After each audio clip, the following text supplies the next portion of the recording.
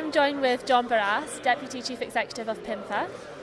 So what is your role in GDPR? How are you involved? Well, the PIMFA is the association that brings together all the firms who advise private individuals and families on how to manage their money. And they do it by either advising or by actually managing the money for the firms. So the context that we have for the regulation governing data protection is all about protecting the data of individuals and families. So it's very intimate, very personal data that these firms get, and we have to make sure that they are looking after it properly and understand fully the need to protect against anything to do with cyber and protect against anything to do with anybody else trying to steal identities.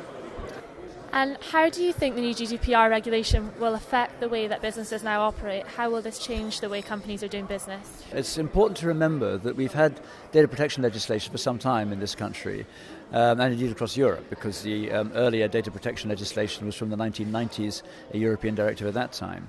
But what this does is update all that, and in particular bring it into line with the new cyber elements that we've got. Don't forget, 25 years ago we didn't even have email, never mind all the cyber attacks you get now. So it actually updates it in the light of that and makes it helpful for firms to know how to reinforce things they've got to do, and also to make sure that firms are more aware than perhaps they have been about data protection. Even though we've had it before, it's not entirely clear that it was very impactful, shall we say, on the way firms thought. Nowadays it's right at the top of the agenda, and it's very important that firms get it not just as a matter of compliance or some side group in the firm, but the central management, the CEO and his C-suite people, have data protection as a key element of the operations that they undertake. Thanks, John.